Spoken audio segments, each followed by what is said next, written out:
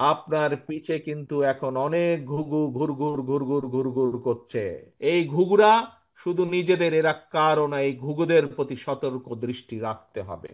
এই স্বৈরাচার পালিয়ে যাওয়ার কয়েকদিন পরে, মাস খানেকের মধ্যে আমি আপনাদের সাথে বসেছিলাম, বিভিন্ন জেলার নেতা কর্মীদের সাথে বসেছিলাম, এবং সেখানে আমি সেদিন বলেছিলাম যে আমাদের মধ্যে অনেকেই ভাবছেন আরে ভাই একটি প্রতিপক্ষ তো মাঠে নেই, কাজেই আগামী নির্বাচন কি আর অত কঠিন হবে? আমি তখন বলেছিলাম যে আগামী নির্বাচন বাংলাদেশের ইতিহাসে যত নির্বাচন হয়েছে তার মধ্যে সবচাইতে কঠিন হবে। মনে আছে আপনাদের? আপনাদেরকে বলেছিলাম আমি সেদিন, সেদিন অনেকেই আমার সামনে উপস্থিত ছিলেন আপনারা, প্রিয় ভাই বোনেরা। 1 বছর আগে আমি কথা বলেছিলাম যে অদৃশ্য শক্তি কাজ করছে, বিভিন্ন রকম ষড়যন্ত্র হচ্ছে, এত সহজ হবে না যতই সহজ মনে করছেন। যত সহজ মনে করছেন, পুরা বিষয়টি সম্পূর্ণভাবে তার উল্টা, একদম বিপরীত, ততই কঠিন হবে। আজকে কি অনুধাবন করতে পারছেন আপনারা? বুঝতে পারছেন আমার কথার অর্থ কি ভাই বোনেরা? বুঝতে পারছেন যে সামনে কঠিন হবে? হ্যাঁ, কিন্তু এই কঠিন পথ, এই যে কঠিন হবে, এর মধ্যে আপনারা পত্রপত্রিকা বিভিন্ন বিষয় থেকে আপনারা এখন অনেকেই বুঝতে পারছেন যে আসলেই তো তারেক রহমান যা বলেছিল, মনে হয় কথাটা বোধহয় খুব বেশি ভুল বলেনি। কিন্তু এই কঠিন পথ, সেই ষড়যন্ত্র ভণ্ডুল করা হোক, এবং আমাদের যে পরিকল্পনা 31 দফা, সেই অনুযায়ী দেশকে এগিয়ে নেওয়া যাওয়াই হোক না কেন, প্রত্যেকটি কাজ ইনশাল্লাহ আল্লাহর রহমতে আমরা সফল করতে পারবো, যদি যদি বিএনপি নামক যে পরিবারটি আছে, এই পরিবারের সকল নেতাকর্মী দুইটা কাজ করে। কি বলবো, কি দুইটা কাজ শুনতে চান? কি শুনতে চান? দুইটা কাজ কি?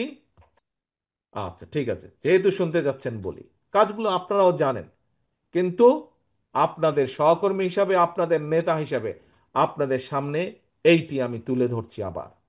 1 নম্বর কাজ হচ্ছে, একটি ওই যে প্রথমেই বক্তব্যের বলেছি, রাজনৈতিক দলের লক্ষ্য আদর্শ কি, পুঁজি কি?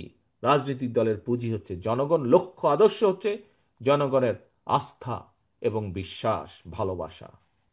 প্রিয় সহকর্মীবৃন্দ, এই ঘরে আপনারা শহীদ জিয়ার যত নেতা কর্মী আছেন, এই ঘরে দেশনেত্রী খালেদা জিয়ার যত সৈনিক আছেন, শুধু এই ঘরে না, আপনি বিএনপি হোক, আপনি যুবদল হন, ছাত্রদল হন, স্বেচ্ছাসেবক দল হন, মহিলা দল হন, মৎস্যজীবী দল হন, কৃষক দল হন, যেই হন না কেন, শুধু একটি পরিচয়, শহীদ জিয়ার কর্মী আমি, খালেদা জিয়ার সৈনিক আমি। এই ঘরেই শুধু না, সারা সারা বাংলাদেশে, সমগ্র বাংলাদেশে শহীদ জিয়া খালেদা জিয়া যত নেতাকর্মী আছে, প্রত্যেককে প্রত্যেককে সতর্ক থাকতে হবে, সচেতন থাকতে হবে একটি বিষয়, যে এমন কিছু করা যাবে না যেখানে আমাদের প্রতি জনগণের আস্থা এবং ভালোবাসা নষ্ট হোক, বিশ্বাস নষ্ট হোক। এই কাজটি করা থেকে 100% বিরত থাকতে হবে। পারবেন? পারবেন আপনারা? আমাদেরকে পারতে হবে ইনশাআল্লাহ। ধন্যবাদ। আমাদেরকে পারতে হবে, আমাদের চেষ্টা করতে হবে। একজন আরেকজনের দিকে নজর রাখবেন, যাতে আপনার পাশের সহকর্মীটি এমন কোনো কাজ না করে যাতে করে দল ক্ষতিগ্রস্ত হয়। একই সাথে, এটার সাথে 2 নম্বরে যাবার আগে 1 নম্বরেরই একই সাথে আরেকটি বিষয় খেয়াল রাখতে হবে।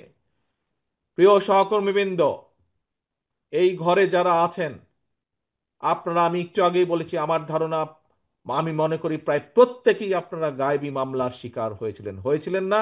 হাত তুলেন তো, কাদের বিরুদ্ধে মামলা আছে, কারা এই স্বৈরাচারের সময় শিকার হয়েছিলেন এই বিভিন্ন গায়েবী মামলার?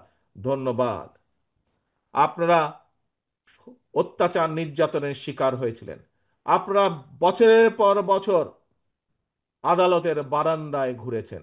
আমাদের এমন অনেক সহকর্মী আছে যাদের জেলে থাকা অবস্থায় তাদের পরিবারের, তাদের বাবা বা মা মারা গিয়েছিলেন, হাত করা পড়া অবস্থায় তাদেরকে জানাজায় নিয়ে যাওয়া হয়েছে।